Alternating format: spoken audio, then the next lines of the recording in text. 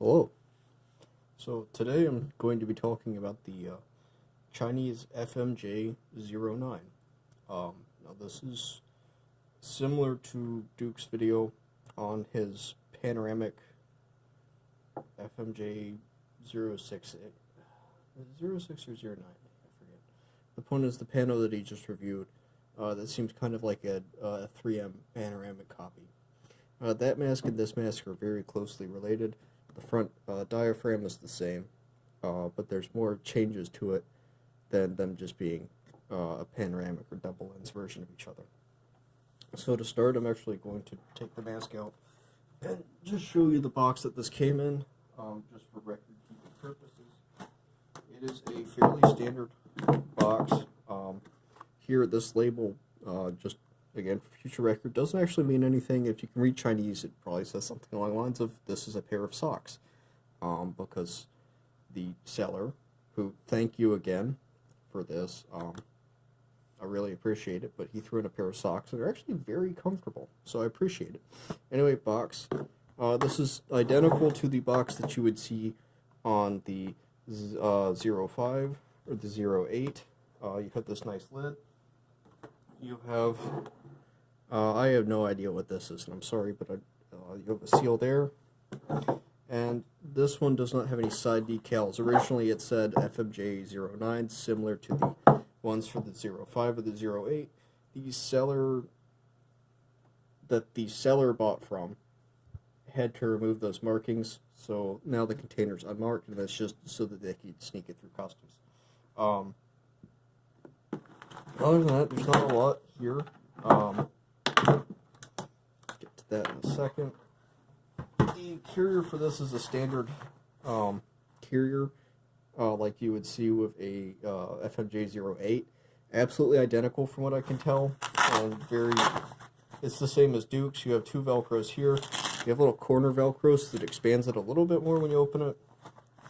And on the inside, you have your main pouch and then a secondary pouch back here. And you have the drawstrings. So, again, let me adjust that light a little bit. Really not a lot to say in that department. It's actually a decent bag. I'm not a real big fan of the material, but it works well for what it is, which is to carry the mask. So, going on from that, let me actually grab something else from over here.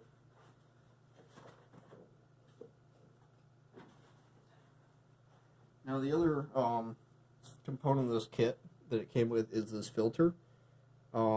These are actually pretty cool. They're full CBRN filters, and they are compatible with NATO masks. I have here an MSA. Why can't I never remember? Okay, anyway.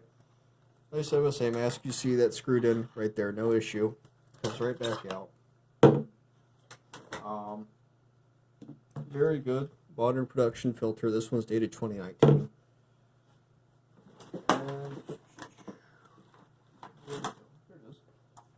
And the filter itself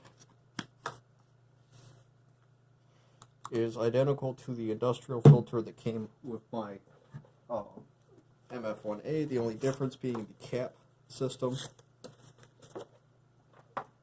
which on the MF1A is held on by a string, and here you can see it's held on by a piece of rubber. So this is a single piece, this is string. Again, both of these are pretty good filters. I like them. Slight difference in the paint color, that's not that different. This is the face form. Not much to say here. When I first saw it, I thought that this was a crack, but that's actually a pass-through, so that, of course, you can have that slide through, so you can take the filter in and out without opening or closing it, which isn't bad. You don't see that on like the Israeli ones that look similar, because all the Israelis use string.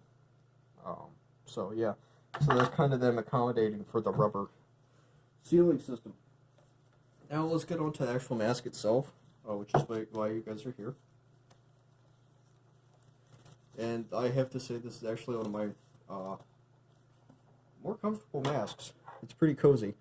If you remember on Duke said on his video that it was a very comfortable mask. The only problem was the nose cup, because it was way too narrow. The nose cup was roughly about the width of this mechanism, and that this mask doesn't have that, which is pretty cool. But anyway, we'll get to that in a sec. Let's go over the outside. So, obvious Forsheda style, M40 kind of style lenses, which are pretty good, give you a decent range of vision. Intake port over here. You have a Klansman microphone style port over here. Haven't seen footage of the Chinese actually using Klansman mics with these or the 08, so we're kind of wondering if this is just them copying what the British did because it looks decent, or if they're actually going to design a microphone system for it. The only other big thing is the marking here says large. What's interesting about these is that they do run very small. I can usually run a small or a medium, but even with the MF1A and this mask, large suits me fine. So if you have even kind of a smaller head, I'd still tell you to go for the larger sizes just to be safe. There's not much else to discuss on the outside. We'll get to the harness in a second. Right now I want to pop this open. Fairly simple. Voice membrane, again, it's the same green rubber they use for a lot of things. Single exhale valve. It's actually decent. And here, same as Duke's, you have your bizarre 3-pin microphone port. There's some internal differences to this, though, again, because of the change in nose cup. But as we noted, one of the interesting things is that you really have theoretically, you have two microphone ports on this. And it'd be really nice to find out more. I'd love to see this hooked up to an actual microphone setup, or some kind of crew communication thing. I'm going to pause the video real quick while I take this head harness off. I'll be right back. Alright, so let's take a minute to actually look at the head harness. Now, what's interesting about this is that it's actually a very competent, good mesh head harness. I feel like I'm trying to sell this mask to you guys, but I'm actually pretty happy with it. The buckle system is identical to that on the FMJ08, which I kind of don't like because sometimes you'll actually have these two discrete plastic pieces started to crack apart. But otherwise, it's pretty decent. The straps don't slide across on the bottom, even though it looks like they might. But yeah, I don't know. What's weird is that it is marked M. It's marked M. Don't know why. Whatever. Also, I don't know if I mentioned it earlier, but this was manufactured by plant, they just call it plant 908, and they only manufacture for the PLA. We've only ever seen them manufacture for the PLA. At least that's what my source tells me, so, yeah, they also manufacture 08s and 05s. So let's go down to the inside of the mask. I'm trying to adjust it so you don't get glare too much.